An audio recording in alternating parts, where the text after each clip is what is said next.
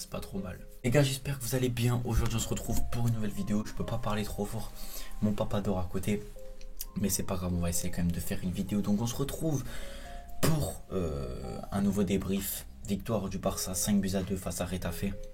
Match compliqué, on va essayer d'en parler parce qu'il y a beaucoup de choses à dire, des choses qui m'ont plu, des choses qui m'ont pas plu. Il y a 2-3 choses qui m'ont pas plu, surtout au niveau du comportement, donc on va en parler. Donc n'hésitez pas à vous abonner, à partager, à liker. Tout d'abord, je vous le dis en début de vidéo. Donc si on prend directement ce match, on va directement rentrer dans le vif du sujet, qui est un match qui a été très difficile au niveau de l'entame, mais aussi au niveau de la finition. Finition, je parle à la fin du match, hein. Donc au niveau de la composition, sans surprise, hein, une équipe basique sans Dembélé, ce 3-5-2 qui revient assez fréquemment, je crois qu'on dit ça. Donc voilà, 3-5-2 basique, entame un peu compliqué, on va pas se mentir.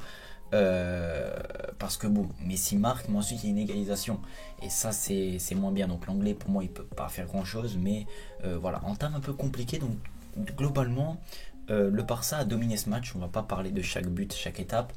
Le Barça a dominé ce match, mais le Barça montre trop de signes de fébrilité qui peuvent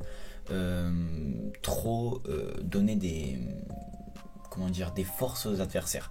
Par exemple, on va se déplacer à Villarreal et j'ai l'impression que Villarreal, en regardant ce match face à Retafe, voit toutes nos erreurs et risque de vraiment les exploiter au maximum. Et c'est ce que j'ai peur. Le Barça montre beaucoup trop de signes de fébrilité, surtout en fin de match. S'il n'y a pas Messi, honnêtement, qui marque 7 tirs de la part de Messi dans le match et 7 tirs du Barça, ce sont tous de Messi. Je trouve ça un peu dommage qu'on en arrive là, mais donc du coup le Barça en gros il s'impose, mais il y a des choses qui m'ont pas plu dans le match, surtout au niveau de la deuxième mi-temps. La première mi-temps est bonne parce que voilà, le Barça mène, il n'y a pas de problème.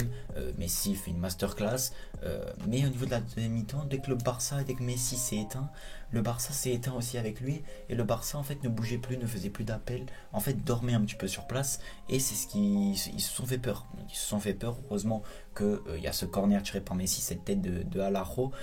Même si Araujo a fait une erreur, je trouve que le Barça fait quand même beaucoup d'erreurs chaque match, qui donne beaucoup de buts, mais il y a quelque chose.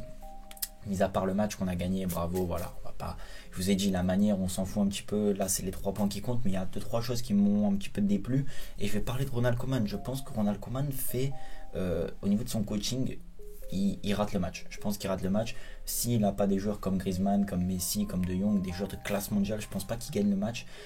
Pour moi, changer de la défense 2-3 fois dans le match, c'est beaucoup trop. Déjà une fois c'est beaucoup. Piqué qui sort, bon, j'ai pas trop suivi à la mi-temps là, je sais pas pourquoi Moriba est rentré, j'ai pas trop suivi, j'étais sur mon téléphone, mais Piqué est sorti, l'anglais aussi, entrée de Moriba, De Jong qui repasse en défense.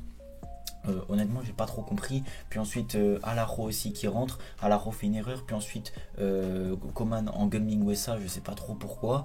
Il a engueulé après une bonne action de Mingueza en plus, une rage folle de la part de Koeman. Ensuite il sort Mingueza, Umtiti rentre, ça fait qu'il change la défense. Ensuite Mingueza veut parler à Koeman, Koeman lui fait un geste d'humeur pas très sympa, il veut lui serrer la main, Koeman met du temps à lui serrer la main. Enfin en fait beaucoup de choses qui me déplaisent énormément de la part de Ronald Koeman sur ce coup là. Je trouve que il a été sévère envers Mingueza de le sortir déjà, mais surtout de lui avoir un peu manqué de respect quand Mingueza est sorti. Alors peut-être que je m'enflamme, peut-être que c'était pas son intention, mais Mingueza quand même il a beaucoup dépanné Koeman quand Dest n'était pas à son niveau, quand Roberto était pas là.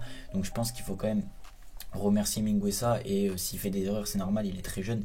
C'était surtout sur ça que je voulais m'appuyer dans cette vidéo, et on va pas se mentir aussi très clairement sur la deuxième mi-temps de Messi.